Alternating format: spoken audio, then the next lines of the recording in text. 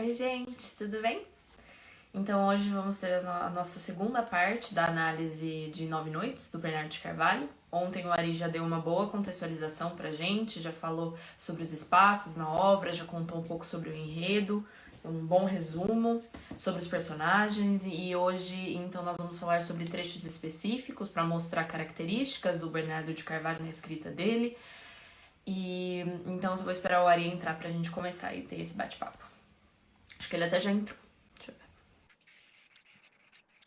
Oi, Ari. Acho que deu certo. Agora sim. Olá, tudo bem? Tudo e você? Agora deixa eu...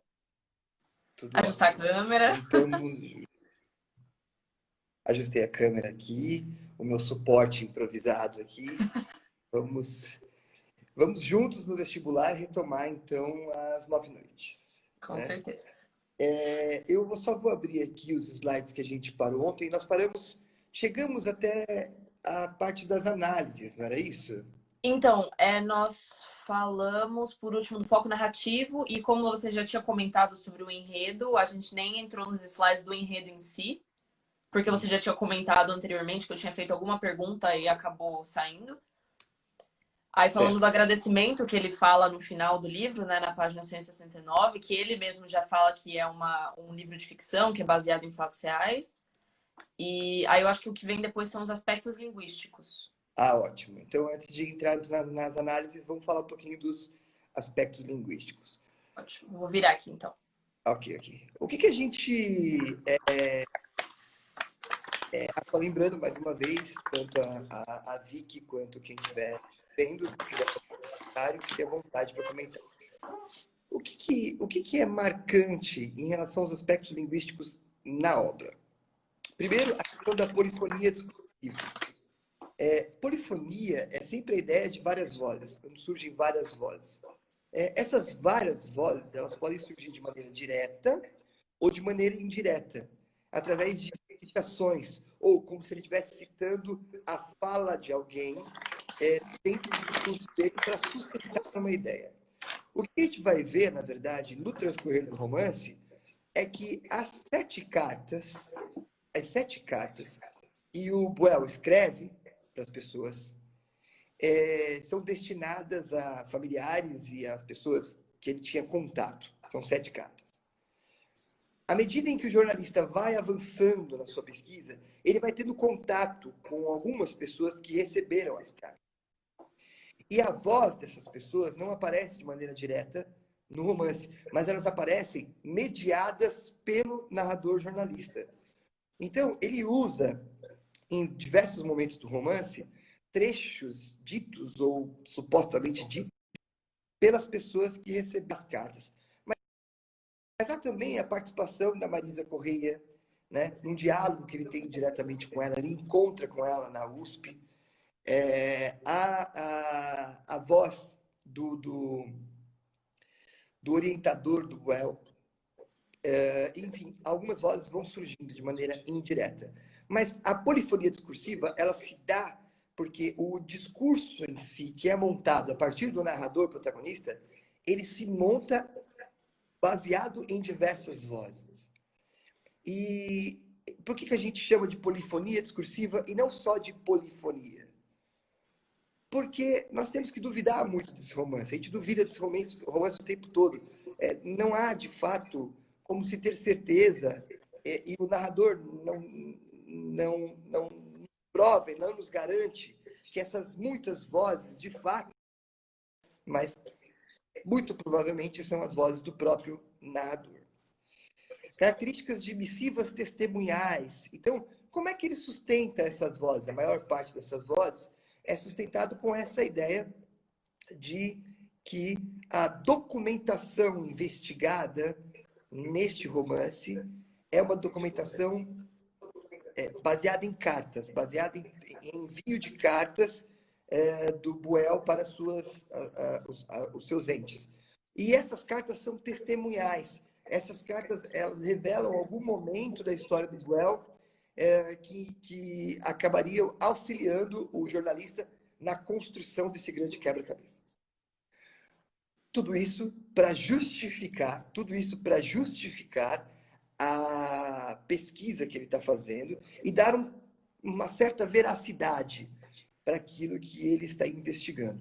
Mas para o final do romance, ele vai deixar claro que isso tudo possivelmente não existe, sabe? Assim, é tudo insinuado, tudo insinuado. Aí a presença constante de línguas nativas da região. Sim, existe. Nós estamos falando de duas tribos, que são as tribos que ele visita, e há a presença de termos, de palavras que são muito marcantes dessas tribos. Nós vamos ver, quando a gente estiver analisando os trechos, o uso de um termo que um dos índios Trumais, um cacique Trumai, na verdade, usa para caracterizar o Buell. Ele chama o Buell de alguma coisa. A gente vai ver, eu não me recordo agora o nome, a gente vai ver no recorte. E quando o jornalista pergunta para as pessoas ao redor, inclusive os seus tradutores, o que ele quis dizer com aquilo, ninguém sabe. Ninguém sabe. E aí eles pressupõem que aquilo pode ser um caracol ou uma lesma. Parece que ele está chamando o Buell de lesma, mas não sei muito bem se é isso e tal. E aí o jornalista assume para ele mesmo a tradução livre daquela palavra e chama de caracol e diz então, e aí ele começa a fazer associações entre o caracol e a vida do Buell, como alguém que caminhava lentamente e carregava um grande peso nas costas. Faz uma brincadeira linguística ali, né? Uhum. E aí há o discurso persuasivo constante nas cartas do Manuel Perna. A gente vai perceber desde o primeiro momento o uso de verbos imperativos na tentativa de garantir que essa carta do Manuel Perna é de fato uma carta testemunhal, é de fato uma carta de quem conviveu com o Buell. Então são aspectos linguísticos que são utilizados na obra para atender aos interesses do narrador jornalista. E qual é o interesse do narrador jornalista? Te convencer de que aquela é uma pesquisa quase que científica. É uma pesquisa que merece crédito. E que não é assim um achismo. Não, ele de fato fez uma pesquisa de campo e fez uma pesquisa documental para trazer à tona a história do Buell. Mas aí a gente volta àquela citação que a gente leu na aula anterior, em que no final o autor cita que é uma obra de ficção. Então, o próprio papel do narrador jornalista é criar o efeito de verossimilhança para que o leitor, acompanhando aquela história, não duvide de que aquilo possa ter acontecido. E talvez por este motivo, muitas pessoas terminam de ler Nove Noites acreditando que Nove Noites tem um caráter autobiográfico ou que Nove Noites tem um caráter documental, mas no fundo é ficção, né? Que não deixa de ser documental, mas é um outro tipo de documento. Não é o documento nos moldes factuais, que é aquele documento que quer provar a existência de algo, a vivência de algo. É um outro tipo de documento, documento artístico, né? E não um documento factual. Não vou usar a palavra documento histórico, porque o professor Hélio depois me enforcaria em algum lugar. Não, mas Pode sim, falar. Vou até virar para ficar melhor. É realmente uma busca, eu acho que por uma resposta que nunca vai poder ser descoberta, né? Porque realmente que Buell Quinn se suicidou, então é uma recriação dessa própria história que o Bernardo de Carvalho faz. Exatamente, uma recriação. Se daqui a 100 anos alguém ler Nove Noites e não se atentar a esses aspectos que ele deixa claro que são ficcionais, pode considerar, de repente, que Nove Noites seja um documento histórico a respeito do Buell Quinn.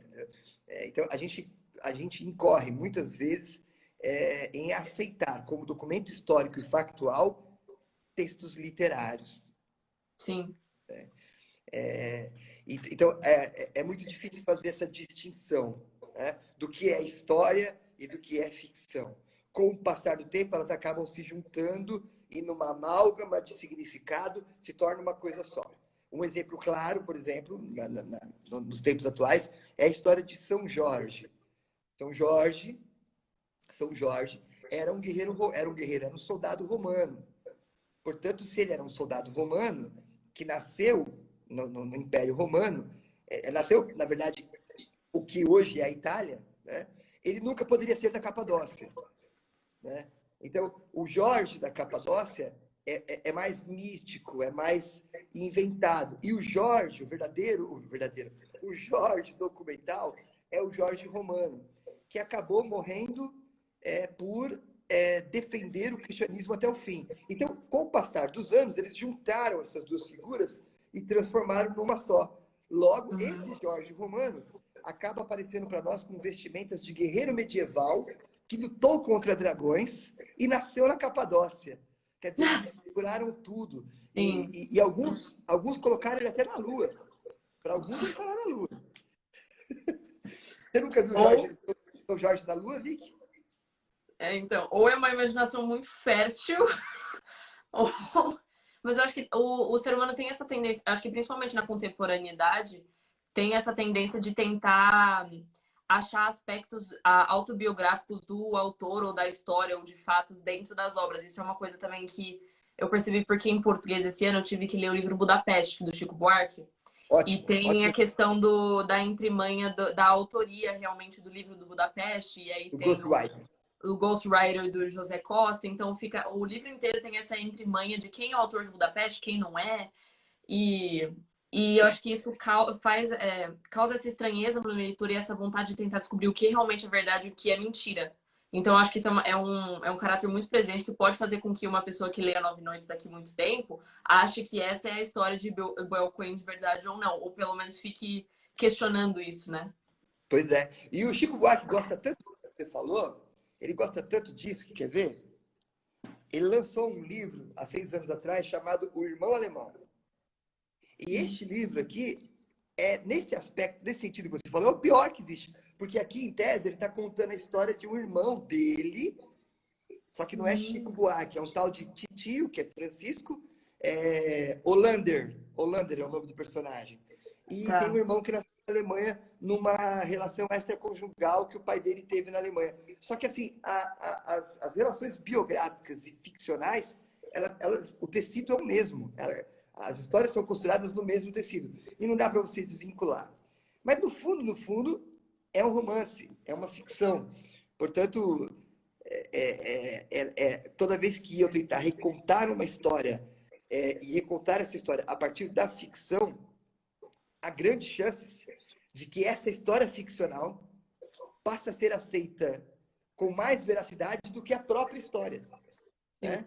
Um Que ela é exemplo mais claro, legal. ela é mais Mais legal. legal de ser acreditada. É o nosso imperador Dom Pedro e a proclamação da independência. Né? É muito mais legal pensar na proclamação da independência a partir do quadro do Pedro Américo do que pensar a partir dos fatos, que ele estava em cima de um burro e teve problemas intestinais no momento em que estava lá parado lá no córrego do Ipiranga, porque teve problemas intestinais. Esses são os fatos, mas é muito, muito mais legal ir para a ficção. Né? Daqui a 200 ninguém mais vai lembrar dessa história do burro do Dom Pedro I. Bom, passemos então para a análise dos trechos, que começa com essa primeira parte aqui, em que tem esta foto. Olha aí um bom exemplo do que a gente estava falando agora, Vitória. Olha só. Há uma foto de 1939 em que Dona Heloísa, Alberto Torres, aparece sentada no centro de um banco nos jardins do Museu Nacional, entre Charles Wesley, que é um dos personagens do romance, Raimundo Lopes, que também é citado no romance, Edson Carneiro, esse eu não lembro se ele cita em algum momento no romance, e à sua direita está Claude Lévi-Strauss, Ruth Landes e Luiz e Castro Faria à sua esquerda. Quer dizer, eu tenho o Buelquine presente numa foto histórica em que tem essas personagens históricas que são reais, que são verdadeiras. Isso que ele traz no começo do romance, lá nas primeiras páginas, tem a intenção clara de mostrar que, de fato, esse cara existiu e, de fato, esse cara era importante. Porque, olha só, há pessoas com as quais ele está confabulando com quem está presente aí. Essa foto é lá no Museu Nacional. Tá? Essa foto foi tirada nos jardins do Museu Nacional. Então, qual a intenção do narrador quando ele traz essa foto para nós? É dar esse crédito, criar esse efeito de veracidade não, de verossimilhança, para que a gente, mais para frente, fiquemos mais confusos quando ele começar a mostrar que não dá para acreditar nessas coisas todas. O homem, de fato, existiu. Agora, a história é uma grande construção, né? Bom, passemos então agora para os trechos textuais. Você lê para a gente, Vitória, essa Leio chacina sim. do Cracoa? Leia lá, por Leio. favor. Chacina dos Craú, agosto de 1940. No computo final da chacina, que também teve por alvo outra aldeia, morreram 26 índios, entre homens, mulheres e crianças. Antes de atacar, os fazendeiros ofereceram um boi à aldeia de Cabeceira Grossa, prevendo que os índios se reuniriam para dividir a carne. Era uma armadilha. Atacaram ao amanhecer, quando homens, mulheres e crianças comiam distraídos. Foi isso que você comentou também na Tudo outra bem. live dessa história, né? Isso, e foi isso que eu comentei, tá na obra. Isso é um fato. Então, ele vai incluir essa história, que é uma história real. Ele vai incluir essa história no meio de uma narrativa em que está carregado de ficção. E a gente não sabe ainda que é uma ficção, porque essa história é contada para nós pelo Manuel Perna. Então, até o final do livro, a gente está acreditando na tal oitava carta. A tal oitava carta, ela não só existe, como ela está sendo lida. Né? E chegou às mãos do Buell por meio dos filhos do Manuel Perna. Então, é factual. Ele começa a contar a convivência dele com o Buell lá, e de repente ele entra nessa história. Aí você fala, olha aqui, realmente isso aconteceu. Se eu for verificar isso, de fato aconteceu. Lembrando que os Krahos, eles são índios, né? Muito sociáveis. E começaram a aparecer os primeiros fazendeiros daquela região, eles tinham essa relação amigável com os fazendeiros. E depois que os fazendeiros conseguiram conquistar um espaço considerável de terra, eles não precisavam mais dos índios. Então começaram a rejeitar e a afastar os Krahos cada vez mais para os lugares mais inóspitos, né? Vale ressaltar uma coisa importante que o livro destaca, mas isso a história também destaca, que tem a ver com o Xingu. A história se passa no Alto Xingu. O Xingu é uma região do Nordeste, Norte do Brasil, em que existem várias nações indígenas, vários grupos indígenas lá. E às vezes as pessoas se perguntam por que esses índios se reuniram nesta região do Xingu, que não é uma região de fácil vivência, de fácil convivência ou de fácil permanência. É uma região de muitos desafios, é uma região com muita erosão, é uma região com dificuldades de pesca, é uma região difícil de se morar. E por que os índios escolheram aquele lugar para morar? Por que eles foram se afastar? Até no livro, o próprio Buell cita, é o inferno, é o fim do mundo, é o inferno. O Xingu é o pior lugar na Terra. E por que os índios escolheram ir morar lá? Eles não escolheram. Eles não escolheram. Então, à medida em que os fazendeiros vão adquirindo mais terras, eles vão afastando os índios cada vez mais para essa, como diria o Buell, né, para esse quinto dos infernos, que é o Alto do Xingu, que é a região inóspita, com montanha,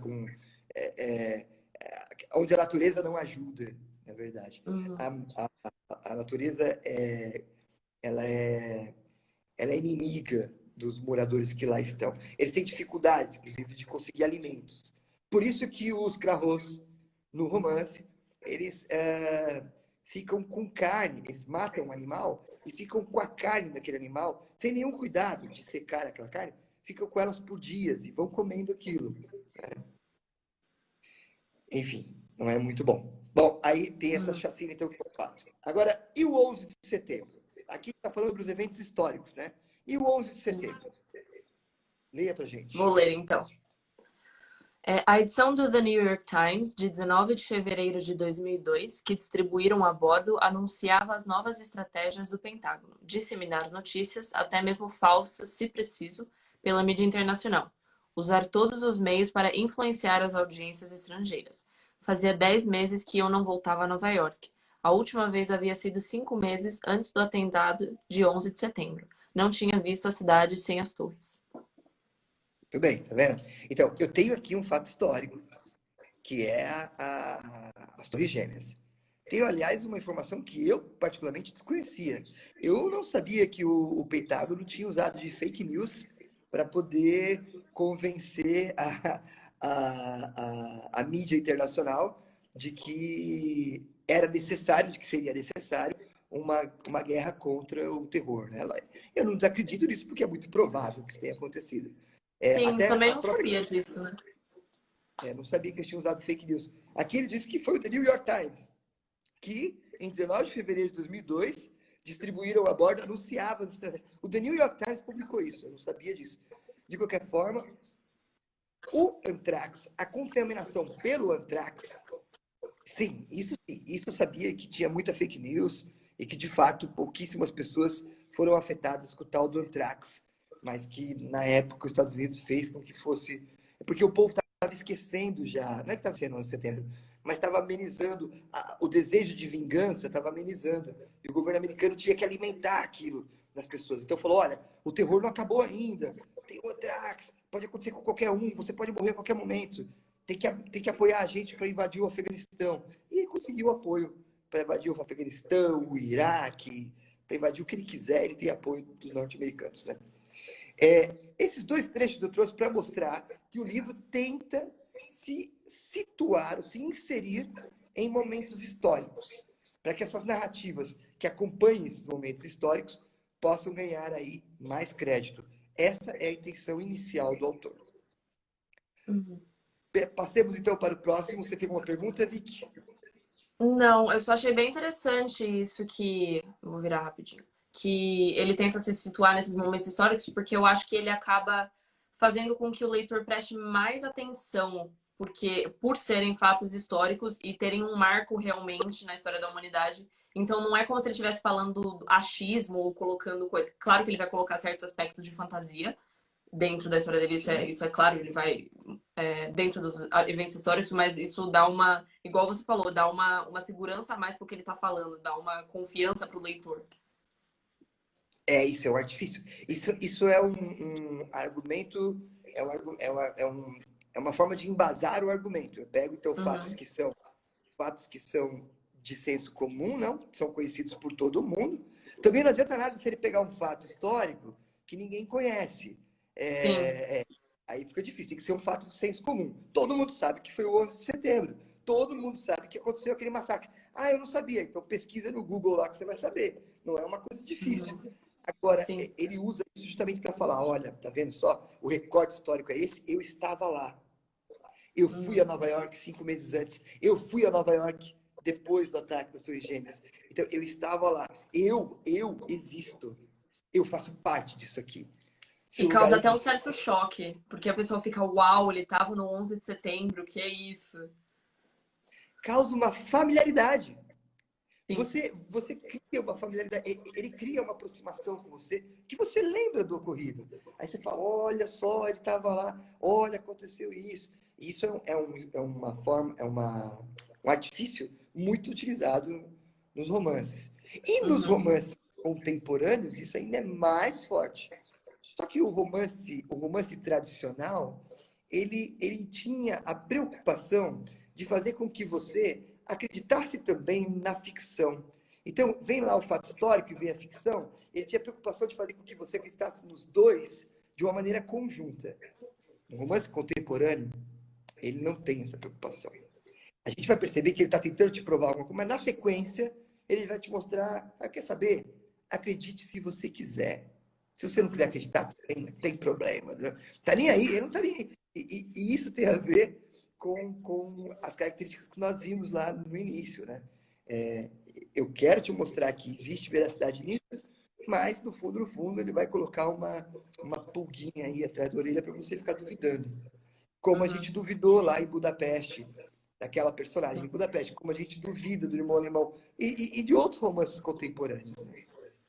Aí tem mais um fato histórico, que acho que está no próximo slide, que é sobre a repressão do Estado Novo. Pode passar. Isso. A repressão do Estado Novo. Vitória, lê pra gente, por favor. Vou ler. A situação dos estrangeiros no Brasil do Estado Novo era delicada. A impressão era que estavam sob vigilância permanente. Dos jovens antropólogos de Colômbia que trabalhavam no país no final dos anos 30, Ruth Lantz foi provavelmente a que mais sentiu na pele o clima de ignorância e o horror, uma vez que estava envolvida pessoal e profissionalmente com os intelectuais baianos perseguidos, presos e intimidados pelo regime sob a acusação de serem comunistas. Repare na página que está isso, na página 46. Isso é importante por quê? Porque essa citação, esse recorte, acontece praticamente no começo do romance. E até aí, neste momento, ele vai praticamente formando dentro de você uma certeza de que o Buell Quinn não se matou, mas sim foi assassinado. E ele foi assassinado pela repressão do Estado Novo, que, não só nesse recorte, mas em outros momentos, aparece de maneira bastante violenta. Tem uma passagem em que Buell Quinn está no Rio de Janeiro, lá na Boemia, lá com o pessoal da Lapa, e os soldados e os policiais abordam de maneira truculenta, e ele narra isso, e dá a entender que o Buell Quinn sofre muito com isso tudo, e vai embora lá para o Xingu, sendo perseguido. Há uma sensação de que existe um complô, de que existe um estratagema do Estado voltado para perseguir esses antropólogos, porque isso que aconteceu com a Ruth Lantz é real, e que isto vai atingir o Buell Quinn de alguma maneira. Então, até a metade do romance, você tem certeza de que ele foi assassinado. Ele vai começar a desconstruir isso a partir da metade do romance. Até lá, você acha que ele foi assassinado. E ele foi assassinado por alguém do governo. Ou ele foi assassinado por alguém do governo americano. Ou ele foi assassinado porque ele foi considerado espião americano. Sabe, tem sempre essas insinuações que vão surgindo. Que, mais uma vez, são as primeiras verdades que começam a ser desconstruídas. A intenção do autor, no transcorrer do romance, é desconstruir as verdades. Essa é uma delas. Bom, temos aí então os três momentos históricos: o momento histórico da repressão do Estado Novo, o momento histórico do contexto histórico do narrador, que é o 11 de setembro, e o momento histórico do Perna, que é lá o massacre dos índios. Então, são os recortes históricos que ele vai utilizar para sustentar os seus argumentos. Né? Agora, olhemos outros trechos. Tem mais um. Esse é o mais importante de todos. Eu tinha esquecido. Esse é o mais importante de todos. Né? Leia para a gente, por favor, Vitória. Vou ler. Os militares loteando a Amazônia. Criação da Sudã em 1966. A primeira viagem que fiz à floresta foi em 1967, quando tinha 6 anos e meu pai ainda estava procurando uma fazenda para comprar. Era esse o objetivo da viagem. Há uma foto desbotada em que apareço ao lado dele diante do Congresso Nacional, em Brasília, onde fizemos escala antes de prosseguir para o Araguaia. Perdão. Meu pai está com um terno amarfanhado pela viagem e eu, à altura da cintura dele, mais pareço estar fantasiado de cowboy para um baile de carnaval com colete e botas marrons. Ele articulava desde 1966, em Brasília, a compra de 2 latifúndios no sertão, por meio de títulos definitivos do governo. Era um negócio da China. Não só pagou uma ninharia pelas terras, mas passou a receber subsídios para o projeto agropecuário que implantou a partir de 1970. Olha esse recorte histórico. Isso aí não é do tempo do Buell Quinn. É do tempo do narrador jornalista quando era criança. Quando o narrador jornalista era criança, ele assistiu, ele testemunhou, ele presenciou a criação da Sudã. A Sudã era a superintendência para assuntos do Amazonas, da grande floresta do Amazonas, né? que cobre praticamente o norte inteiro do país. Não só o estado do Amazonas, o norte inteiro do país. Então, a Sudam foi criada com este intuito. Ela foi criada pelos militares, pelo governo militar, o governo revolucionário, né, para lotear a Amazônia. E ao lotear a Amazônia, incentivar, vender aqueles terrenos a troco de nada para quem tivesse interessado em ir para lá viajar e montar um projeto agropecuário. Essa era a intenção. Então lá começaram a cair, então, começou o desmatamento, né? Avançou-se muito o desmatamento e a agropecuária. E o que isso tem a ver com o romance? Ele cita esse trecho de quando ele era criança, porque aí vai ser o primeiro momento em que ele vai ter o contato com os índios. Ele vai ter o contato com os índios, que até então ele nem sabia que existia. Vai ser um contato em que ele vai odiar ter, né? Já acho que eu comentei na outra live. Não é um contato amigável, é um contato... ele é criança, ele odeia que os índios toquem nele. O pai dele também não gosta muito e tal. Mas o pai dele tá aí fazendo um negócio meio esquisito, né? Meio estranho, que ele está presenciando.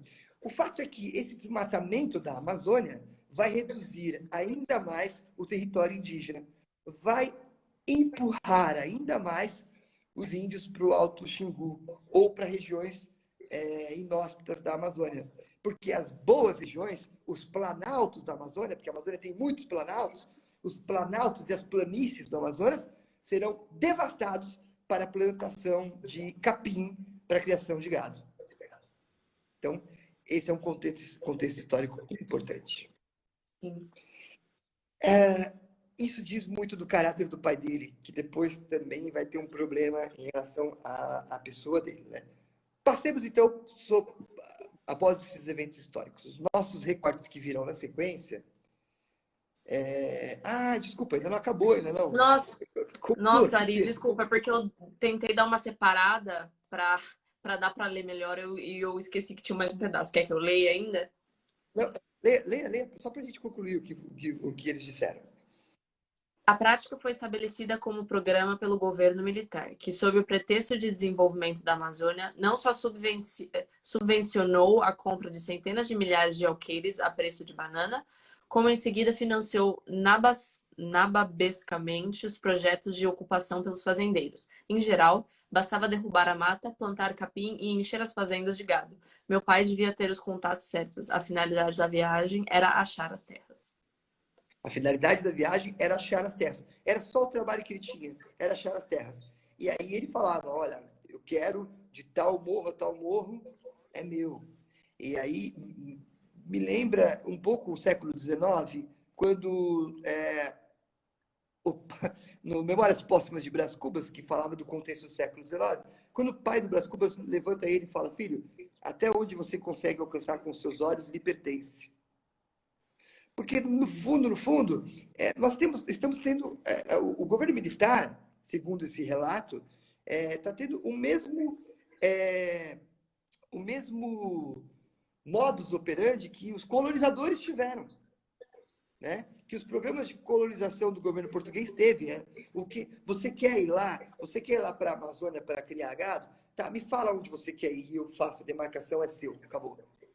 Só que, peraí, aquelas terras tinham dono, aquelas terras eram dessas tribos que lá estavam. Não, mas a partir do momento em que esses fazendeiros lá chegaram, agora não precisava mais. Agora as tribos iam ser empurradas, né? Mas se eram crarros, eles chegavam com calma, conversavam, os crarros adoravam, tinham esse contato com os brancos e tal, até o momento em que os crarros... E os crarros eram importantes porque eles não só tinham um diálogo com o branco, como eles já ajudavam o homem branco a conversar com outras tribos. Então, eles intermediavam esse caminho, sabe assim, entre o branco e outras tribos, que às vezes era mais fácil você conversar e oferecer ali uma pulseirinha, um radinho, e isso é real, isso parece fantasia, mas é real, tal como fizeram na colonização, e ganhando a confiança dos índios, e depois, quando não interessava, ia lá e matava os índios. Se esses índios não morressem de fome, depois ia lá e matava todo mundo. Então, isso é comum. Então, esse é o contexto em que o jornalista foi criado. O pai dele fazendo esses negócios. Negócios da China, que ele fala aqui, né? Espúrios, né? Bom, agora... Eu acho que tem mais alguns eventos históricos, né? Agora que eu tô olhando aqui. Só que agora o evento histórico tem a ver com a relação do Quen. O Quen com o contexto dele, né? Então, vamos ver como é que era a relação do Quen com os Trumais. A primeira tribo que ele visitou. Quine e os Trumais. O que mais ameaçava os Trumais quando Queen nos visitou não eram os brancos. Já não tinham a disposição de resistir aos demais grupos indígenas locais. Ficavam acuados diante do outro. Apesar de todo o medo, a maioria dos contatos entre as tribos da região era amistosa, mesmo se pontuados por eventuais intimidações e roubos por parte dos visitantes, sobretudo quando os anfitriões eram os enfraquecidos Trumais, que não reagiam. Os Trumais sempre tentavam agradar seus visitantes, mesmo os que os ameaçavam e desprezavam, como os Kamaiurá. Kamaiurá. Esse é um relato esse é um relato do Perna falando sobre os Trumais. Agora, Acho que tem olha mais como agora, olha como o Quai Tá. fala dos Trumais. Leia isso. Olha como que ele descreve os Trumais. Eu só agora que eu percebi, a mudança de fonte de letra do itálico para o normal Ó, proposital, né? é proposital. O itálico é a oitava carta. O que não Tá. é itálico é o jornalista narrando. Sim. Agora, ele vai falar, o fato é que esse é o jornalista falando do Quai. O fato é que no começo o Quine achou os Trumais chatos e sujos. Essa gente está entediada e não sabe. O contrário dos nativos com quem convivera em Fiji e que transformara num modelo de reserva e dignidade. Julgava os Trumais por oposição à sua única outra experiência de campo. Dormem cerca de 11 horas por noite, um sono atormentado pelo medo, e 2 horas por dia. Não tem nada mais importante a fazer além de me vigiar. Uma criança de 8 ou 9 anos parece já saber tudo o que precisa na vida. Os adultos são irrefreáveis nos seus pedidos. Não gosto deles. Não há nenhuma cerimônia em relação ao contato físico e, assim, passo por desagradável ao evitar ser acariciado. Não gosto de ser besuntado com pintura corporal. Se essas pessoas fossem bonitas, não me incomodaria tanto, mas são as mais feias do Coliseu. O etnólogo comparava os mirrados Trumais aos homens musculosos de Fiji, que ele havia retratado em seus desenhos e fotografias. Então, a única referência que ele tinha de nativos, eram os nativos de Fiji, onde ele esteve lá. E aqui ele diz, né, que ele pintava esses homens, esses índios, homens, como fortes, robustos, viris. Não é, e ao chegar na tribo Trumai, ele fala, mas espera aí, esses não são os nativos iguais aos nativos que eu tive contato lá. Só que é interessante que a descrição que ele faz dos Trumais aqui, lembrando, mais uma vez, que essa é uma descrição mediada pelo narrador. Uhum. Não, aqui não é o Buell Quinn falando. É o narrador dizendo que o Buell Quinn disse. E depois ele transcreve alguns trechos de uma carta que o Buell Quinn mandou para a irmã, se não me engano. Ele diz aqui, ó. Ele diz aqui, ó. Julgava os Trumais por oposição à sua única outra experiência de campo. Então ele diz, dorme cerca de 11 horas por noite e 2 horas por dia. Não tem nada mais importante a fazer além de me vigiar. Uma criança de 8 ou 9 anos parece já saber tudo que precisa na vida. Os adultos são irrefreáveis nos seus pedidos. Na verdade, o que ele está descrevendo aí é ele mesmo. É o próprio Buell. Ele olha para os Trumais. O que mais incomoda nos Trumais é que os Trumais, além de serem assim tão carentes e dependentes dele, são medrosos. Eles estão com medo das coisas que estão acontecendo. Mas quem está com medo de verdade é o Quai. Então, o Quai, ele transfere para os Trumais, para aquela tribo isolada no meio do Alto Xingu, todos os seus medos e todos os seus temores. Lembrando que os Trumais são o quê? Estrangeiros. Os Trumais são estrangeiros. Os Trumais não chegaram, não são do Alto Xingu. Eles chegaram ali porque eles foram obrigados, eles foram empurrados pelo latifúndio. O latifúndio daqueles homens brancos que iam lá conseguir terra de graça, empurraram as tribos Trumais para o Xingu e por isso que eles não eram aceitos. Eles não eram aceitos. Os Camaiurás não atacavam os Trumais, mas eles viviam ameaçando, viviam botando pânico nos Trumais, matando animais, deixando ao lado da aldeia, sabe assim? Então os Trumais viviam assustados. E o Quen, ele se identifica muito com os Trumais. Ele acha os Trumais chatos, feios, teimosos e carentes, porque ele está carente e teimoso. E principalmente com medo. E é por isso que é importante essa história dos Trumais que aparece na carta. Porque o medo é o desertor mais forte na memória do Quai. Ele aparece o tempo todo. E agora a gente vai começar a pensar neste trecho que vai aí até mais ou menos a página 100, 110. A gente vai começar a pensar que o Quai se matou. Porque a Helena vai depois afirmar, não, ele se matou mesmo. A Helena não, a Marisa. A Marisa é quem escreveu o artigo lá, né? Sim, Ela vai sim, falar, a Marisa Correia. Marisa Correia, ela vai afirmar, ele se matou. Não existe possibilidade dele ter sido assassinado. Ok, eu estou convencido disso. O narrador jornalista se convence facilmente disso, porque ele não tem como provar o contrário. Então ele fala, quer saber? Não vou ficar tentando me matar para tentar provar uma coisa que é muito difícil de provar. Aceito que ele se matou. Ele fala assim, tá? Ele fala da maneira como eu estou dizendo. Vamos aceitar que ele se matou e vamos partir daqui em diante. Vai, esquece essa história, porque senão a gente não vai conseguir concluir nada. Então, ele se matou. Agora, o que faz uma pessoa se matar com aqueles requintes de crueldade? Primeiro, qual é a razão pela qual ele se matou? Então, começa a chegar à conclusão de que ele estava morrendo de medo de algo. E se ele está morrendo de medo de algo, é porque ele está sendo ameaçado. Então, agora começam a cogitar a possibilidade de que ele sofria ameaças. Que ameaças? Que ameaças? Poderia ser ameaça, inclusive do governo americano, cogita-se essa possibilidade. Mas, em outro momento, começam a pensar que é alguma ameaça muito próxima e tem a ver com dinheiro. Porque toda vez que ele fala com a família dele, ele fala a respeito de dinheiro. Aí o jornalista começa meio que descrever a história da família dele. Falar quem era o pai dele, quem era a mãe dele, e como que o pai e a mãe tiveram problemas conjugais, e como isso gerou um grande conflito na vida dele, e ele acabou meio que saindo de casa muito cedo. Mas a questão do dinheiro está sempre muito presente, muito presente. Então, provavelmente ele fez alguma coisa no Brasil, quando ele chegou no Rio de Janeiro, deve estar devendo para alguém, ou fez alguma coisa errada lá, e agora ele está com medo. Então ele começa a convencer a gente de que ele está sendo perseguido. Só que no fundo, é ele, o Kwai, o Buell que está ali pensando que ele está sendo perseguido e tal, porque ele está numa tribo, no meio de uma tribo, que tem essa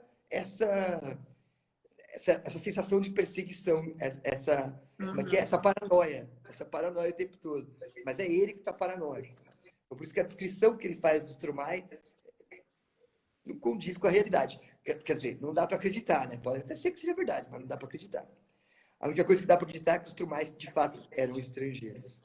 É a única que dá para acreditar. Quando a gente está falando de estrangeiro, vale ressaltar, estrangeiro onde? Estrangeiro na nação ou nas nações do Alto Xingu, que são nações independentes, né? São nações independentes. Que nada tem a ver com o Brasil, tem a ver com eles, né? Ou seja, o mundo antes dos brancos, né? O mundo antes dos brancos. Bem, podemos seguir então na próxima. Aí tem mais uma da relação do jornalista e de Quai com os índios. Agora a relação do jornalista. O que ele diz? A relação do jornalista e de Quen com os índios. Assim como os índios o adotam quando recebem na aldeia, eles esperam que você também os adote quando vão à cidade. E uma relação aparentemente recíproca, mas no fundo estranha, muitas vezes desagradável. Não é uma relação de igual para igual, mas de adoção mútua, o que faz toda a diferença. Na aldeia, você é a criança deles, na cidade, eles são a sua criança. Nunca vi ninguém tratar as crianças com tanto carinho e liberdade. De volta a São Paulo, depois da minha passagem pela aldeia, comecei a receber telefonemas a cobrar. Os índios me ligavam sempre que passavam por Carolina. Pediam coisas. Em geral, dinheiro. Não faziam a menor, não faziam a menor cerimônia. Como se agora fossem meus filhos. Os pedidos não tinham fim. Agora eu era o eterno devedor. De criança eu tinha passado a pai relapso, a quem finalmente é dada a chance de reparar seus erros passados e sua ausência. Aí o dinheiro. Os índios não tinham essa cerimônia, não tinha essa coisa assim, você esteve aqui conosco, nós cuidamos de você. E eles pedem as coisas mesmo. E quando eles pedem, o branco tende, por uma questão de cordialidade, né? Falar, não, eu vou te dar, eu vou te mandar. Só que se você prometeu, você tem que cumprir, né? Falou que vai me dar, então eu quero saber quando é que você vai me dar. Então, eles ficavam ligando. Para saber quando ia chegar. E o que é mais curioso que a gente vê aqui é que os Krahos tinham essa, como é que é, essa habilidade com a tecnologia. Estou falando de telefone, não é uma coisa muito lá desculpa, no começo dos anos 2000, de telefone e contato com o mundo tecnológico, eles tinham. Eles tinham e-mail, eles tinham acesso à tecnologia. Então, eu acho muito legal essa passagem, porque desmistifica aquela ideia de que o índio, quando você vê um índio de roupa roupa de branco, né, de homem branco, você fala, isso não pode ser índio, porque ele está muito moderninho. Cadê o cocar? Cadê a tanguinha? Cadê a lança? Eu já ouvi muita gente falando assim, quando você vê manifestação de índio, pode ver que tem um ou dois lá com iPhone. A pergunta que se faz é, por que ele não pode ter um iPhone? Por que ele não pode ter contato com isso? Aliás, ele deve ter contato com isso, porque essa é uma maneira dele se fazer presente no mundo dos brancos. Que aqui, por exemplo, se não fosse essa presença, como é que eles iam cobrar aquilo que o branco prometeu? E não só isso, outras tantas promessas, né? Isso, só para reforçar, isso não faz do índio mais ou menos índio. O fato do índio ter contato com determinadas tecnologias não faz dele ser mais ou menos índio. Muito pelo contrário. Porque essa tecnologia está à disposição de todos, que deveria estar à disposição de todos. Quando falamos todos, temos que incluir os índios também. Por que não? Eles não são brasileiros? Na verdade, a gente não inclui ele também?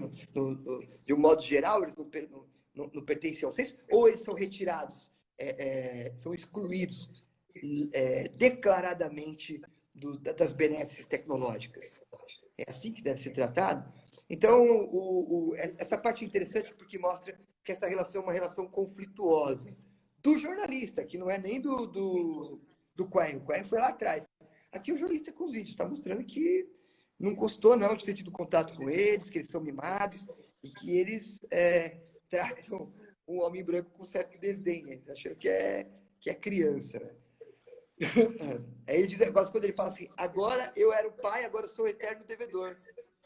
Agora, não, eu era o filho, agora eu sou o pai, agora eu sou o eterno devedor. Porque não é só o pai, ele é o pai ausente. Ele é o pai que foi embora. Então agora ele está devendo, né? E mandou prometer, né?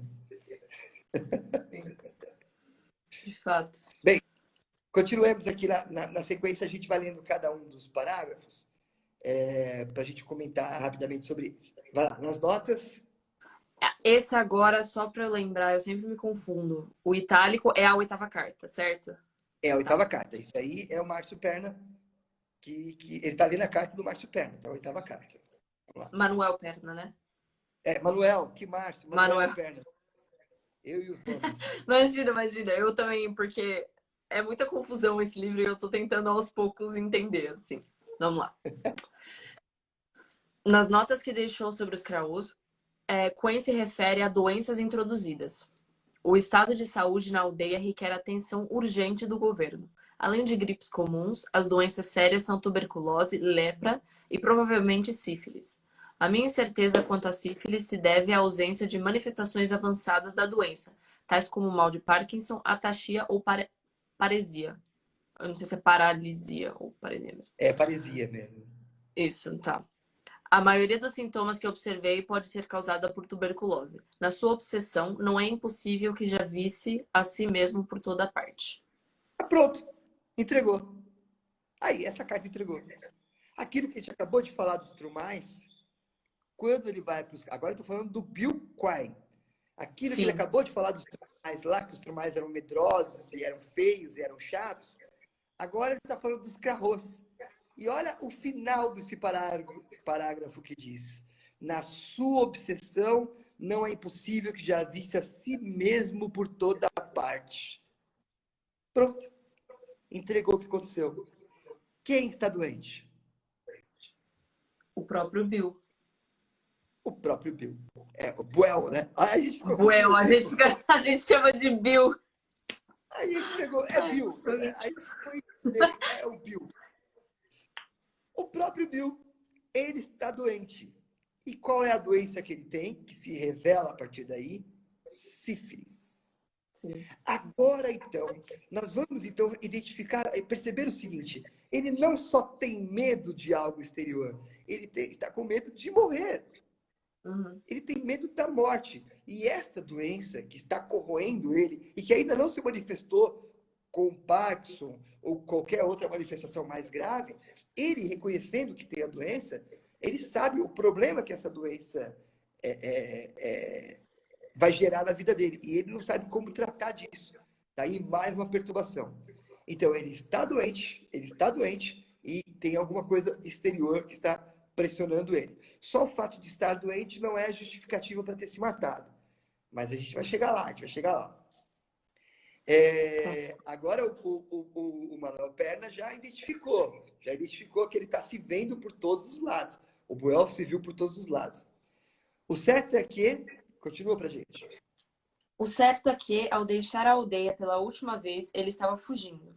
E isso eu já lhe disse, mas repito, porque quero que guarde bem. Quando muito, haverá um lugar para uma única causa e uma única imagem na sua cabeça. Terá que aprender a se lembrar dele como um homem... Não. Como homem Aprender a se fora, lembrar dele como um homem fora de seu campo de visão, se é que pretende vê-lo como eu o vi. Também demorei a entender o que ele queria dizer com aquilo, o que havia de mais terrível nas suas palavras, que, ao contrário dos outros, vivia fora de si. Via-se como um estrangeiro e, ao viajar, procurava apenas voltar para dentro de si, de onde não estaria mais condenado a se ver. Sua fuga foi resultado de seu fracasso. De certo modo, ele se matou para sumir do seu campo de visão, para deixar de se ver. aí tá. Esse é o problema do Buell. O Buell está passando por uma profunda depressão. E essa depressão é resultante das relações que ele teve anteriormente. E pouco tem a ver com a questão da sífilis. A sífilis tem ajudado, porque a sífilis, uma das causas, uma das consequências da sífilis é causar esse transtorno mental, né, quando desenvolvida. E ele está realmente perturbado pelo que aconteceu. Agora, observa que nesta carta, o Perna diz assim, ele diz, terá que aprender a se lembrar dele como um homem fora do seu campo de visão. Terá que aprender a se lembrar dele. Como assim? Porque tudo que você lembra do Buell não existe mais. Não é o Buell que aqui se matou, não é aquele Buell que você conheceu. Ah, então esse interlocutor conhece o Buell. Aqui a gente começa, na página 112, a gente começa a ver, fala, eles se conhecem. Essa carta está sendo escrita para alguém, está sendo endereçada para alguém. Então, é um golpe de sorte que vai acontecer por parte do narrador jornalista. Nós temos, então, o Buell perturbado com algo que aconteceu na sua vida pessoal e, portanto, o Buell que se mata é este Buell que quer deixar de existir, mas quer se punir pelas coisas que ele fez anteriormente. Ele se acha extremamente responsável pelas coisas que aconteceram. E, de fato, ele é. Responsável. A gente vai ver como que isso se configura na cabeça dele até ele chegar a fazer o que ele fez. Mais uma vez, só reforçando o que a gente disse ontem, ele não se matou simplesmente. Ele se torturou antes de matar. Ele quase que se esquartejou antes de matar. Então, de se matar. Então, as dores que ele sentiu no processo de suicídio são dores incomuns para o suicídio. Né? Mas a própria convivência do Buell com os índios que cobravam toda hora ou que queriam sempre tocar também influenciou esse sentimento de exaustão e de depressão nele, né? Não simplesmente o que aconteceu na vida pessoal, mas também essa vivência. Sem dúvida, sem dúvida. Ele fugiu para lá, ele fugiu. Lembrando, mais uma vez, ele esteve no Fiji. E ao estar no Fiji, ele teve contato com índios que ele admirava tanto, que ele acabou desenhando esses índios. Agora ele fugiu para o Brasil e foi lá para as tribos Trumais, depois ele foi para as tribos Escravos, mas ele encontrou uma coisa completamente diferente. Então ele fugiu para ver se ele conseguia achar um refúgio na vida, para tentar diminuir o que ele sentia, só que foi pior, porque ele fugiu para o Alto Xingu, que na própria descrição dele é o inferno na Terra. Mais uma vez, retomando Joseph Conrad, ele fugiu para o coração das trevas. Aquela obra do Joseph Conrad, que depois vai ser retomado. Ele fugiu para o coração das trevas. E aí é quase que ter sentado no colo do demônio, né? Do capeta, porque você foge de uma tormenta para um lugar pior. Tipo assim, eu quero fugir da violência na Síria e me mudo para o Rio de Janeiro. Quer dizer, com todo respeito ao Rio de Janeiro, mas é difícil, né? A perturbação fica ainda maior, né? Mais complicada. Bem, aí ele diz, ele vai continuar lá, na solidão. A perturbação dele aparece agora, nesse trecho. Na solidão, vivia acompanhado dos seus fantasmas. Via a si mesmo como a um outro de quem tentava se livrar. Arrastava alguém no seu rastro. Carregava um fardo. Kamtwion. Toda morte é assassínio. Ele escreveu a Ruth Benedict sobre os Trumai. Não é raro haver ataques imaginários. Os homens se juntam aterrorizados no centro da aldeia, o lugar mais exposto de todos, e esperam ser alvejados por flechas que virão da mata escura. Ao aceitar a explicação da doença, no entanto, de um ponto de vista exterior e mais objetivo, esse fardo era agora o próprio corpo leproso ou sifilítico. Simplesmente não podia mais suportar o sofrimento do próprio corpo castigado pela doença. Eu leio a nota já embaixo? Isso é uma conclusão do narrador. É uma conclusão que o narrador tirou. Olha como o narrador jornalista é capcioso. Porque esta conclusão, porque quando... essa nota aqui é só para lembrar onde foi que aconteceu o contato que ele teve com este termo. O Kamtiyon, o Kamtiyon, que é um termo que foi dito pelo cacique Krahô. No primeiro encontro que o jornalista tem com o velho Krahô na Assembleia em Carolina, o índio chama Bill de Kamtion. E como ninguém consegue traduzir aquilo que eu falei no começo, né?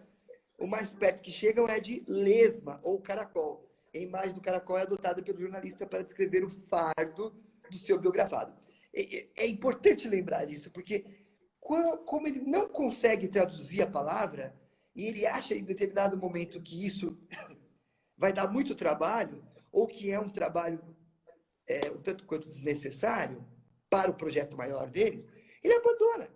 Ele abandona, quer saber? Eu não vou saber mesmo como que é essa tradução, então eu vou adotar. Então, é caracol. Caracol é bom, caracol é bom. Porque o caracol, ele é aquele que sofre carregando a casinha dele, né? É uma lesma que tem uma casa. Então, é esta metáfora que ele vai usar, que o índio usou, na verdade, e ele nem sabe por que o Krahô chamou o Buell de Kamtiyon. Ele não sabe por quê. Talvez seja uma questão aí linguística, mas isso é interessante porque no momento em que ele pede a tradução para uma antropóloga que está lá do lado, a antropóloga diz o seguinte para ele, ela fala, para as tribos indígenas, não necessariamente as palavras têm um significado. Nem todas as palavras têm significado. Isso é coisa de branco, isso é coisa do homem não índio, do não índio. As palavras têm que ter significado, para eles não. Para ele, de repente, você pode perguntar, você conhece fulano de tal? E ele fala, sei lá, qualquer coisa. Entendeu? É a relação que ele tem com aquele ser, com aquele objeto, com aquela pessoa, que ele dá um nome. E esse nome não tem absolutamente nenhuma tradução, nenhuma explicação. Então, ele fala, já que foi solto ao acaso, assim, eu vou então adotar a aproximação, aquilo que mais perto chega da tradução, que é o caracol. Então, ele estava carregando o quê? Olha o que ele disse aqui. Ele estava carregando um corpo leproso e sifílitico. Quer dizer, o corpo carregado de doenças. Ele está ali morrendo daquela doença. Então, cabe a ele, além dos fantasmas da solidão, né, que o atormentava, cabe a ele, então, decidir se vai continuar com a vida ou não. Só lembrando que o caminho que o Buell faz da aldeia até Carolina é uma viagem que dá em torno de 8 a 10 dias. É uma viagem que dá em torno de 8 a 10 dias. Ele começa a fazer essa viagem de volta com mais ou menos uns 4 ou 5 índios. Quando ele desiste de tudo, faltavam 4 dias para ele chegar em Carolina. E ele desiste. Neste momento, só tem 2 índios com ele. O que aconteceu com os outros? Foram embora, por um motivo ou outro, ficaram com medo de uma coisa ou outra e acabaram abandonando a comitiva que ia com ele até Carolina. Então, quer dizer, a sensação de ficar sozinho ia ficando cada vez maior, e aí chega um momento que ele fala, quer saber? Aí tá cansado, tá doente, tá voltando para a cidade. Na cidade ele vai reencontrar os problemas que ele tinha, vai encontrar as pessoas que ele magoou, as pessoas que não querem mais. Ele não tinha, no fundo, nenhum motivo para continuar vivendo. Ele não tinha nenhuma motivação para continuar vivendo. Agora, isso justifica o suicídio. Mas rapidinho, Ari, por que se ele estava voltando para a cidade, por que os índios estavam indo junto com ele? É uma comitiva, né? É porque, assim, ele jamais conseguiria andar naquelas terras sozinho. Ele não conhecia, né? Então, toda vez que você sai da cidade para ir para Ibo, como era muito caminho, é muito distante, havia sempre uma comitiva, que vez ou outra tinha um fazendeiro, um engenheiro. Teve uma vez, a primeira vez que ele foi com os carros, na comitiva estava o Manuel Perna. Estava com ele na comitiva. Na segunda vez, o Manuel Perna não foi com ele, entendeu? Então, foi até uma parte do caminho, depois ele foi sozinho. Então, ele sempre tinha alguém que acompanhar, né? Evidente, ele não conhecia a região. E as chances de ser morto por alguém ou por algum animal eram enormes, né? Aí, ele, na volta, então, ele tem essa vontade de se automutilar, porque ele se automutila até morrer, mas ele tem uma preocupação, que é garantir que aqueles 2 índios que estavam com ele não sejam culpados pela morte dele. Porque se aqueles índios, se ele simplesmente aparece morto, sem deixar documentado o que ele estava fazendo, com certeza isso seria utilizado pelos fazendeiros para dizimar aqueles índios. E o que eles queriam o que eles querem é uma desculpinha. É isso aqui, ó. Né? Se os índios Crarros, lá em 1940, mataram uma vaca e morreram daquele jeito tão absurdo, imagine aqui matando um jovem norte-americano, um investigador. Imagina o que ia acontecer com essa tribo. Ela ia ser dizimada, com certeza. E ele tinha consciência disso. Então ele falou, não, eu preciso deixar claro que eles não têm culpa. Registrado. Registrado que essa era a preocupação dele, que os índios não tinham. Só que os índios ficaram com medo dele, começaram alguns fugiram, eles fugiram, né? E ficaram à distância, olhando o que estava acontecendo. E eles voltam algumas horas depois, no outro dia, e vê lá o corpo dele dilacerado. Mas as cartas estavam lá. As 7 cartas estavam lá, né?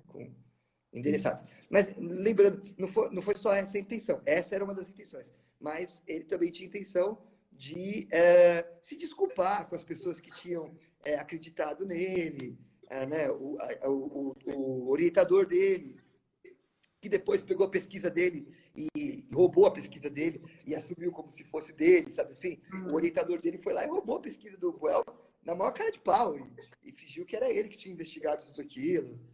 E depois a própria Universidade de Colômbia ele tinha que fazer, né, pedisse essa desculpa, porque a universidade tinha dado uma bolsa para ele. E a família dele, né? O espólio que ele tinha. Então, eram essas razões da carta. Bom, passemos então, deixa eu ver o que nós temos na próxima parte aqui. Agora, sobre a questão da homossexualidade. Isso. Já sabemos que ele era homossexual. Na verdade, ele era bissexual. Mas na carta vai ser reforçada a questão da homossexualidade. Sabemos que ele era bissexual porque ele teve uma relação com esta mulher, que depois teve a relação com o fotógrafo. Quem não viu a live de ontem, nós falamos ontem na live sobre essa relação que ele teve. Mas ele era homossexual. E por que ele não assumia, então, que era homossexual? Leia pra gente, Vicky. Por que ele não assumia isso? Leio. O que ele queria dizer era outra coisa. Não sei se você se dá conta das consequências do que ele me contou, do que aquilo podia provocar se chegasse aos ouvidos das autoridades. Imaginariam o pior. Tudo seria pretexto para concluir que ele teria cometido atos na aldeia que, contrários à natureza humana, justificavam que os índios o matassem. O mais fácil era perseguir os índios. Você não pode imaginar a responsabilidade que ele me pôs nos ombros. Por vias tortas, me deixou a incumbência de fazer chegar às mãos dos destinatários as cartas que escreveu à beira da morte, como os marinheiros que levavam a correspondência dos mortos para a terra firme, na história do navio assombrado que me contou naquela noite. Ele só não podia imaginar o tamanho do meu medo. Não podia imaginar que, por temor, eu acabaria preferindo a segurança de guardar uma das cartas a correr o risco de enviá-la, por pura desconfiança. Essa é a justificativa também dessa oitava carta, então? Exato, exato. Você identificou muito bem. Aí é essa a resposta, porque existe uma tal oitava carta. Essa oitava carta, as 7 cartas foram mandadas para os seus destinatários, mas ele guardou essa oitava carta para ele porque ele ficou com medo do conteúdo dessa oitava carta. Sim. Do teor dessa oitava carta. Guarde bem, tá? Guarde bem. Manuel Perna está dizendo que ficou com medo do conteúdo de uma possível oitava carta escrita pelo Buell para este destinatário. Carta essa que ele guardou com ele. Só que a gente precisa lembrar que quem escreveu essa carta foi o próprio Manuel Perna. Sim. Percebe? Começaram as confusões agora, né? Uhum. Essa carta foi escrita pelo Manuel Perna. Então, não é uma oitava carta escrita pelo Buell, porque era escrita em primeira pessoa. Como é que o Buell poderia ter escrito em primeira pessoa desta maneira, dizendo assim, Sim. Não podia imaginar que, por temor, eu acabaria preferindo a segurança de guardar uma das cartas. Esta é a carta. Como ele poderia dizer da oitava carta se é a carta que ele está fazendo? Começou as confusões. E aí ele começa já a dar um nó na cabeça do leitor. Rapidinho, Ari, só para não ficar mais confusa. Eu sempre esqueço quem exatamente é o Manuel Perna. Ele é o próprio jornalista? Não. Não. O Manuel Perna é um engenheiro lá de Carolina que conheceu o Buell, que esteve presente com o Buell. E eles tiveram um caso. Eles conviveram um curto tempo. Qual o tempo que eles conviveram? 9 noites. Tá. Mas isso na cidade, não na tribo. No caminho. Eles se conheceram em Carolina e eles estavam indo para o Craho. Tá. Na verdade, esse trajeto de ir para o Craho e voltar e tal, eles conviveram nesse período. O período em que eles conviveram foi de 9 noites. Tá. Por isso que eu vou chamar 9 noites. O Manuel Perna, então, ficou com essas cartas. Quem entregou essas cartas para ele? Um dos índios que viu o Buell morrendo, o Buell falou, leva essas cartas, entrega para ele. O índio foi lá e entregou as 7 cartas. No caso, a oitava carta, que ele guardou com ele, porque ele tinha medo de que aquela carta fosse muito reveladora. Qual era o temor mesmo que ele tinha aqui? É que esta carta, essa tal oitava carta, que era destinada a este rapaz, o fotógrafo, que era um caso do Buell lá nos Estados Unidos, Esta carta que era destinada ao rapaz, ele temia que nesta carta houvesse declarações de que o Buell era homossexual. E qual era o problema das autoridades de descobrir que ele era homossexual?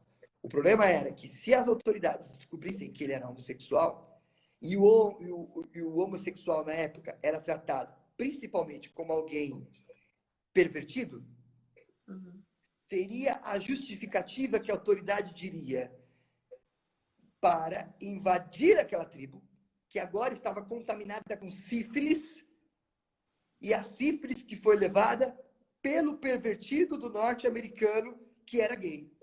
Porque se ele era gay, ele era pervertido. Entendeu? Essa é a lógica da coisa.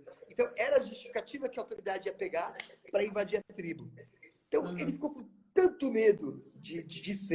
A única pessoa que sabia que ele era gay ali, em Carolina, era o Manuel Perna. Então, ele ficou com tanto medo disso acontecer. Ah, tem um detalhe. O Buell, toda vez que ele se apresentava a alguma autoridade, ele não dizia que era casado. Não falava que era casado, que ele tinha um relacionamento. Ele nunca dizia isso. E isso já gerava desconfiança. Que geralmente se era casado na época, né? Principalmente como homem branco e etc. Exatamente. E já desconfiava. Peraí, como assim não é casado, né? Mas ele não falava nada. Só que também não podiam afirmar que ele era gay porque não, né? Agora, as autoridades desconfiavam de algo em relação a ele, porque no Rio de Janeiro, ele, na boemia, nas noites da boemia lá no Rio de Janeiro, ele acabou conhecendo o Madame Satã, que é uma personagem histórica da história do Brasil, das noites do Rio de Janeiro, né? Uma personagem que até virou um filme depois. Se vocês não assistiram, assistam. Madame Satã com Lázaro Ramos. É um filme incrível, impressionante, que conta a história desse rapaz, que era um rapaz homossexual e que sofreu barbaridades. E era negro, né? Não era só homossexual, era homossexual e negro. Então ele sofreu barbaridades, foi espizinhado, humilhado na sociedade carioca por muito tempo, mas ele era o rei do carnaval, né? Ele era o rei do carnaval, ele era o rei da noite. Então, o Madame Satã é uma figura que despertou no Buell. Ele ficou impressionado. Ele descreve, né? Que ele ficou impressionado com a liberdade que o Madame Satã tinha, o jogo de cintura que ele tinha, e principalmente o medo que as pessoas tinham dele. As pessoas tinham medo do Madame Satã. Não tinha esse nome à toa, né? Porque ele, numa briga, ele usava um estilete, né? Numa briga, ele cortava mesmo. Enfim, era um cara que botava medo. Então, a admiração dele era essa, os policiais sabiam disso, as autoridades sabiam disso. Então, já começaram a olhar para o Buell e falar, olha, fica de olho nesse cara. Aí me vem uma carta, de repente, que ele revela isso na carta, e ele tinha sífilis, então pronto, né? Foi ele que passou sífilis para a tribo, era essa a justificativa. Então, o temor dele está aqui justificado. Mas, como você bem observou, e vale a pena observar, no final, ele dá a entender que essa oitava carta foi escrita pelo Buell, estava nas mãos dele, e ele ficou com receio de encaminhar o destinatário, que ele sabia quem era. Por isso que ele guarda com ele e fica esperando que esse destinatário um dia venha até Carolina. É esta a lógica, né? Mas quem vai até Carolina atrás dessa carta não é o destinatário da carta, é o jornalista, que não era o destinatário. Tá? O jornalista nem existia nessa época. É meio confuso isso, mas aos poucos a gente vai entender. Dos trechos que nós temos aqui, esse primeiro trecho, que é o ator confundindo o leitor, a gente nem precisa ler inteiro. Eu vou ler só um trecho dele, uma parte desse trecho, que já serve como um bom exemplo. Tá? Então, eu vou fazer um resumo desses trechos para a gente conseguir concluir no tempo. Perfeito. Basicamente, esse trecho aqui, que está da primeira parte, o autor confundindo o leitor, alguns exemplos. Este primeiro exemplo conta a história de quando o Buell Quine conheceu o fotógrafo. Este é o momento que ele conta a história que ele conheceu o fotógrafo. O que é interessante aqui, a gente olhar no comecinho, que ele diz assim, isto é para quando você vier. Todos os trechos da carta aparecem, isto é para quando você vier, para indicar que o interlocutor desta carta é o fotógrafo, ou seja, aquele rapaz com quem o Buell Quine teve um relacionamento e, portanto, é para ele que essa carta foi escrita, né? No fundo, o grande amor da vida do Buell, é para ele que foi escrita essa carta. No finalzinho desse trecho, ele diz assim, ó, lá embaixo, na penúltima linha, ele diz: até irromper um dia em seu apartamento, sem avisar, decidida a fotografá-lo de qualquer jeito, depois de ter sabido que ele estava de partida para o Brasil. Queria uma lembrança do amigo antes de embarcar para a selva da América do Sul. Eu só sei que esse estranho era você. Então ele está deixando claro que o interlocutor é o fotógrafo. É para quem ele escreveu essa carta. A nota que eu coloquei ali, e é para isso que a gente está vendo esse exemplo, é para ver como que o autor quer confundir a nossa cabeça. Analisemos aqui que essa é a tal oitava carta, escrita em primeira pessoa pelo Manuel Perna. Portanto, não se trata de uma correspondência de Bill ao fotógrafo, mas sim de Perna ao fotógrafo. Quer dizer, então essa oitava carta foi escrita pelo Perna e não pelo Bill. Então, como ele escreve, ele se assume, vamos dizer assim, né? Ele assume uma persona como sendo ele o próprio Bill, escrevendo, já que o Bill não era mais capaz de escrever, porque ele morreu, essa oitava carta para o grande amor da vida dele. E que liberdade que ele tem para fazer isso? Que autoridade que ele acha que ele tem para se assumir como Bill nesse momento? As 9 noites que ele passou junto com o Bill faz com que ele crie essa intimidade. Ele foi a última pessoa íntima na vida do Bill, então ele se assume no lugar do Bill, assume essa persona para poder falar ao fotógrafo, em nome do Bill, quem realmente o Bill amava. Isso Nossa, mas... é meio louco. Meio, né? Sim. Mas, em tese, essa é a solução que o Manuel Perna encontrou para contar a história do Bill para o fotógrafo. Dizendo, eu sei, e eu sou o Bill. Eu sou o Buell. Eu sei, eu sou o Buell. Porque eu conheço ele intimamente, como poucas pessoas conhecem. Por isso que o romance se chama 9 Noites. Porque são as 9 noites que garantem a Manuel Perna uma ligação tão íntima, tão orgânica com este ser morto, que ele se assume, então, como sendo o Buell Quine, para o próprio amor da vida do Buell Quine, que é o fotógrafo. Bem maluco isso, mas é real, né? Quem que é o... Eu fiquei confuso. O fotógrafo é a pessoa com quem o Buell teve um caso, que depois teve o caso com a mesma mulher, que o Buell também teve o caso, e que supostamente é pai do filho, que na verdade é filho do Buell. E o Manuel Perna é uma outra pessoa com quem ele teve um caso. Exatamente. Nós vamos descobrir, na verdade, que o filho do fotógrafo não é filho do fotógrafo. Sim, sim. Filho do Buell. Então, isso é uma loucura, que é uma mudança de chave lá, que o narrador faz na cabeça da gente depois. Nossa. Isso tudo é para confundir, porque não tem outra explicação. Sim. Olha só, é incrível de se pensar, mas é inverossímil. Não é possível essa coisa. Não é possível. E a gente vai entender aqui porque não é possível. E ele mostra pra gente que não é possível também. Ele fala, quer saber? Isso aqui é conversa. Tá? Você não pode acreditar nessa história. Né? Ela não tem no que acreditar. Quando ele vai mostrando no transcorrer da história, aquilo que eu não posso provar, eu invento. Uhum. É a história. Eu aproveito e deixo engraçado, já que não vou saber explicar mesmo. Aí, a questão é, você vai querer saber até o final o que aconteceu, não vai querer saber? Então eu te conto, eu invento alguma coisa aí. Eu não vou deixar você na mão sem saber um final para essa história. Basicamente é isso que acontece. É bem isso. A princípio se sente meio que traído, né? Ele fala, meu, ele fez a gente meio que de trouxa. Mas no fundo ele fala, é o que tinha, tá? É o que você quis. Continuou lendo? É isso que você quis. Você queria um final para a história. Eu te dei o final da história. Agora não reclama, vai.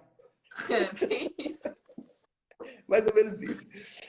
Num determinado momento, quando ele está indo lá encontrar o filho do fotógrafo, ele quer muito encontrar o filho do fotógrafo, porque ele diz, eu preciso encontrar alguém, porque senão eu não vou conseguir dormir. Quem está falando é o jornalista, tá? Eu não vou conseguir Uhum. dormir pensando que a qualquer momento pode me aparecer aí um sobrinho do Quen, um parente do Quen, que vai ler essa história e vai falar: "Oh, essa história não faz sentido, essa história não existe. Você não tem como provar nada disso." Eu preciso encontrar, para pelo menos falar: "Olha, eu encontrei alguém que tem ligação com essa história aqui e tal." Ele fala isso no livro. Ele fala que ele vai lá só para garantir que ninguém no futuro vai falar que aquela história dele é totalmente invenção. Uhum. Voltemos, então, o outro trecho em que Voltamos. o autor está confundindo o leitor. Outro exemplo, ó. Na primeira noite que foi minha casa em Carolina, isso é o Manuel Perna falando. Na primeira noite que foi minha casa em Carolina, em março, ao levantar a camisa num gesto impensado e compulsivo, para mostrar a cicatriz enquanto falava dos drumais, mencionou entre os dentes a profissão do pai, que era médico cirurgião. Pausa aí, parou aí. O que tem a ver a história do pai com a cicatriz que ele tem ali? Aí o Manuel Perna, para confundir a cabeça do leitor, fala isso aqui, ó. Na minha lembrança horrorizada, sem que ele jamais tivesse dito aquilo, entendi que o meu amigo tinha sido operado na infância pelo próprio pai. Que? Ele não falou, ele nunca disse isso. O Manuel Perna olhou aquela cicatriz e falou: "Meu Deus, o pai dele operou ele." Do E de nada, onde assim. ele tirou isso, o fato do pai dele ter sido cirurgião. Nossa, mas informação um pouco desnecessária também, né? No meio do contexto. Completamente desnecessário, completamente desnecessário. Por que ele cita isso? Por que ele fala isso?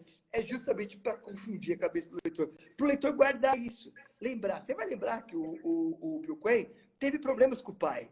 Muitos problemas com o pai. Em um determinado momento ele aparece com uma cicatriz.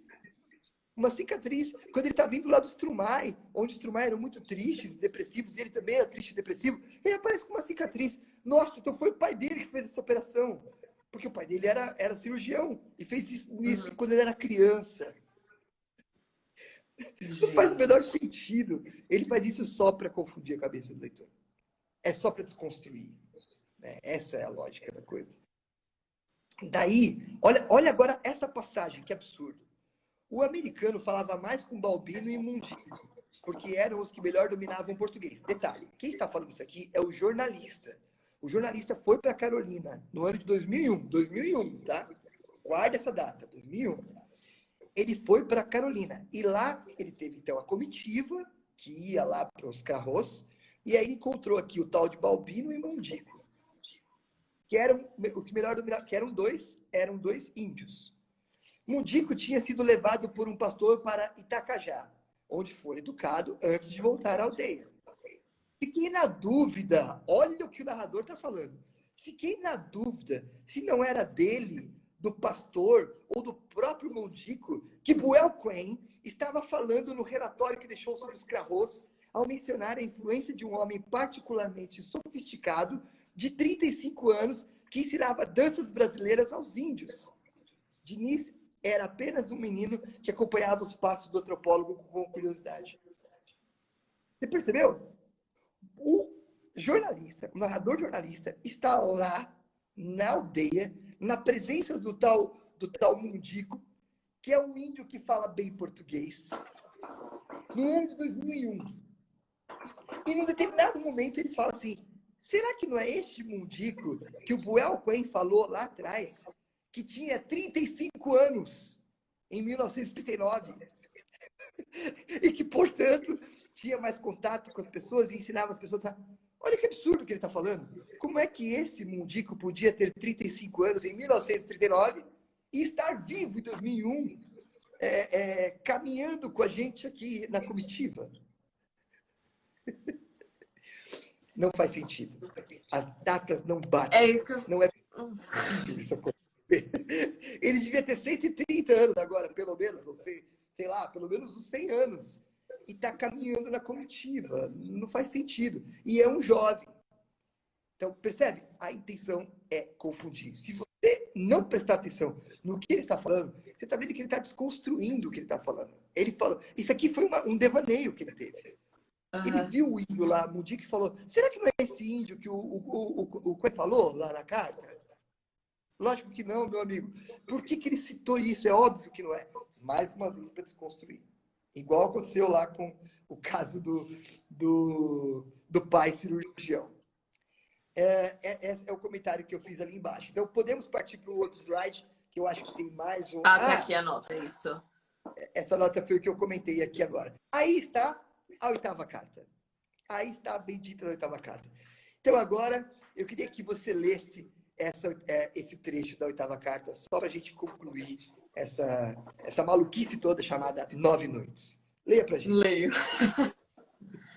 Ninguém nunca me perguntou. Manuel Perna, o engenheiro de Carolina e ex-encarregado do posto indígena Manuel da Nóbrega, morreu em 1946, afogado no rio Tocantins durante uma tempestade, quando tentava salvar a neta pequena.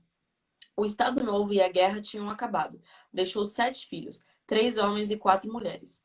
Era o rumor que corria em Carolina. No final das contas, eu pensei, era bem possível que a traição do cunhado tivesse a ver com o dinheiro, que era um dos pontos cruciais e recorrentes em todas as cartas deixadas por Quinn. A distribuição do seu espólio entre Ruth Benedict e a família, o que devia em Carolina ou ao Museu Nacional, e o que havia prometido aos índios, a começar pelos 2 que o acompanharam na última viagem. O etnólogo chegou a atribuir o seu suicídio às dificuldades da família. Nesse caso, era possível que, aos seus olhos perturbados, o cunhado tivesse traído, simplesmente por deixar a irmã e a sobrinha em má situação financeira, embora Marian Kaiser tenha negado qualquer dificuldade, não sem uma ponta de orgulho ferido, na carta que escreveu a Ruth Benedict depois do suicídio do irmão. Manuel Perna não deixou nenhum testamento, e eu imaginei a oitava carta.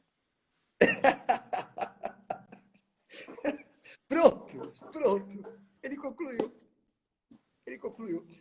Então, olha só o que aconteceu. Tudo são alusões, são possibilidades.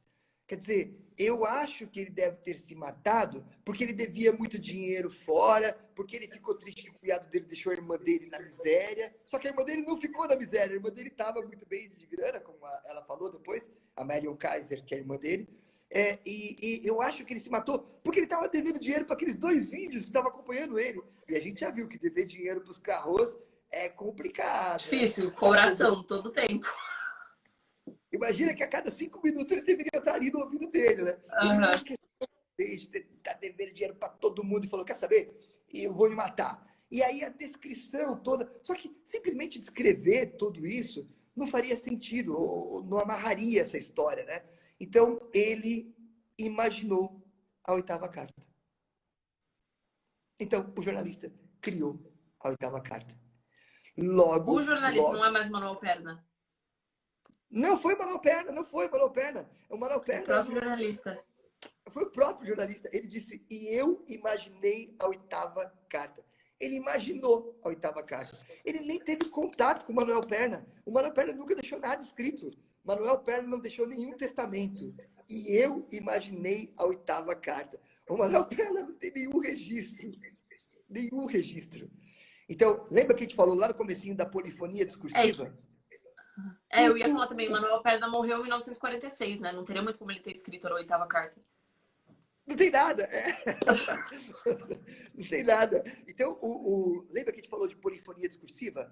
A voz do Manuel Perna, que a gente ouve desde o começo do romance, na verdade, é uma voz mediada do jornalista narrador.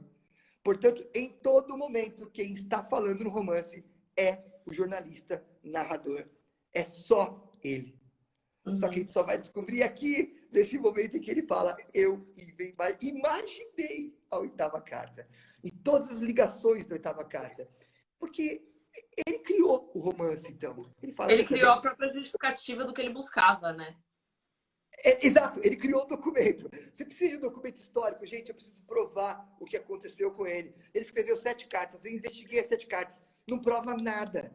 Eu investiguei a vida dele, não prova nada. Ah, gente, então eu vou criar um documento aqui. Ele foi lá e criou um documento e fez essa oitava carta. Simples assim. Resolveu o problema da história. Né? E aí, nesta oitava carta que ele criou, que seria o próximo slide, Eu vou explicar rapidinho o próximo slide. A gente não precisa lê-lo, porque ele está lá, Tá. né? É interessante, esse slide vai ficar disponível para quem depois quiser acessar, até no vídeo, pode ler depois com calma. Aqui é interessante porque ele mostra o caráter metalinguístico do romance, como o romance foi sendo criado a partir dessas relações entre ficção e realidade. Muito mais ficção do que realidade. Quer dizer, as amarras, todas são ficcionais. Todas foram criadas. Mas aí a história não vai fazer sentido, não vai fazer sentido se ela acabar com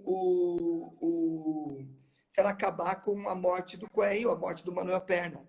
Então ele decide então criar uma história autobiográfica que vai fazer. Aí ele coloca o pai dele no hospital, morrendo de vaca louca, é um fato histórico, o pai dele morrendo lá, e ele coloca ao lado do pai dele alguém também morrendo. E este alguém que está morrendo é quem?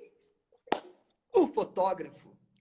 O fotógrafo. E aí, a partir dali, então, ele amarra a história e vai até os Estados Unidos e conclui a vivência dessa história a partir da relação que ele tem com o filho do fotógrafo, que depois ele vai perceber, ele vai insinuar por traços físicos e por traços psicológicos que, no fundo, esse não é o filho do fotógrafo, é o filho do Bill Quine. Simples assim. É assim que ele amarra a Simples história. assim. É, simples. Então, o que nós temos aqui de grandioso nesse romance?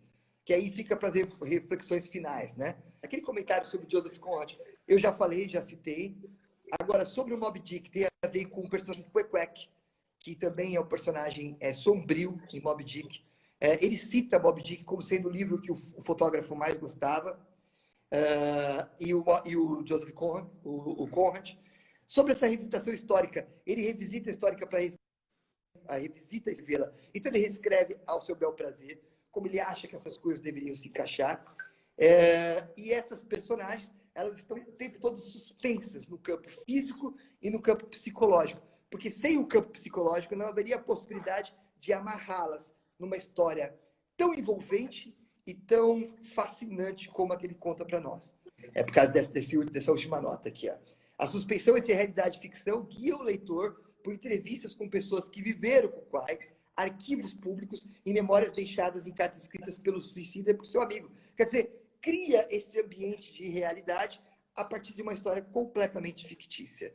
Então, sim, ele está exemplificando o que viria a ser a tal da literatura pós-moderna, mostrando que uma grande narrativa pode e deve ser criada a partir da ficção.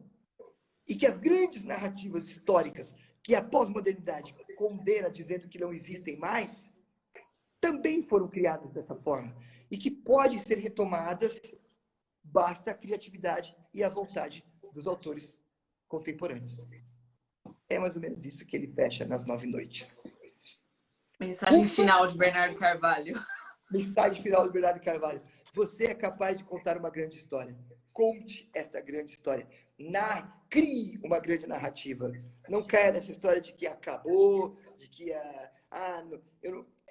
você não conseguiu provar? Invente. Não tem problema. Invente. Ele fez isso com o Quine. Eu fiquei muito feliz também de descobrir que recentemente que esse é um dos livros mais traduzidos na contemporaneidade. Ele realmente ele é um dos livros mais traduzidos. Tirando aqueles livros de autoajuda e do Paulo Coelho, a literatura em si mesmo, o Bernardo de Carvalho, nada contra autoajuda e Paulo Coelho, tá? Vamos deixar aqui. Sim. E o Bernardo de Carvalho realmente é o melhor exemplar da literatura contemporânea nos últimos tempos. Eu mesmo não tinha visto nada igual, né?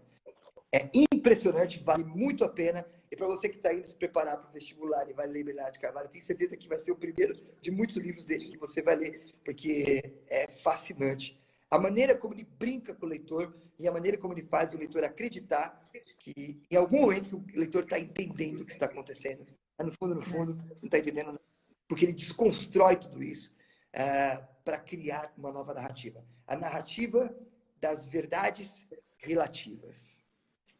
E realmente ele força o leitor a ter uma leitura bem atenta, né? Eu acho que se eu lesse esse livro sem, por exemplo, ter tido essa discussão aqui, eu ia ler no livro e provavelmente não ia entender metade. por causa de toda a confusão que acontece. Mas, às vezes, essa dica, assim, não, leia com atenção, ele não tá dando tudo na sua mão, você que tem que tentar entender o que ele tá querendo te dizer. É bem importante isso, né? Eu acho que isso é uma dica muito importante para os vestibulantes.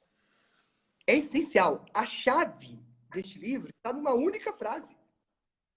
A chave que revela o livro inteiro está numa única frase. Quando ele disse lá, Manuel Perna não deixou nenhum testamento e eu imaginei a 8ª carta. Acabou. Está nessa frase. Se você passar batido nessa frase, você não vai entender mais nada do que vai acontecer. Exato. Gente. Você vai começar, porque tudo que ele diz depois dá a entender que a 8ª carta existiu. Dá a entender que a carta existiu. Até o final eu tava achando que a 8ª carta tinha existido, só que só tinha sido guardada. Só foi guardada. Foi guardada por aquela questão lá do problema com o Manuel da homossexualidade. E revelar aquilo. Mas a gente acabou de ver que não. Essa única frase matou. Então, é um romance que tem uma chave central, que é descoberta lá no meio da trajetória. E onde está essa chave, caso o nosso querido telespectador, se é que a gente pode chamar assim, né? Quiser descobrir. Está na última carta, na última parte da 8ª carta. 19ª parte, se eu não me engano. A última frase é essa. E aí ele encerra a 8ª carta. Bom, muito obrigada por todo esse panorama, por toda essa análise, Ari. Eu espero que ajude muita gente. Eu acho que principalmente em livros mais confusos assim, explicações a mais ajudam muito. Então, analisamos todas as obras da FUVEST nessa reta final. Espero que todos possam rever, ou pelo menos trechos das lives para conseguirem estudar. Muito obrigada, Ari, por ter participado em tantas lives, ter analisado tantos livros, nos ajudado tanto. Eu que agradeço, Vicky, agradeço a pessoal do Juntos do Vestibular, a iniciativa, eu insisto nisso, a oportunidade de poder ter falado desses romances que eu gosto tanto, e principalmente do Bernardo Carvalho, que era um romance que eu não conhecia, insisto, a oportunidade de ler e analisá-lo. Fico muito feliz, espero ter ajudado, espero que vocês tenham bastante sucesso aí nos vestibulares que virão, vestibulares da vida. Tudo de bom para vocês, obrigado. Com certeza. Valeu, Feliz Natal. Todos torcendo. Exato, Feliz Natal, Feliz Ano Novo. Tchau, tchau, então, gente. Tchau, Ari. Tchau, tchau.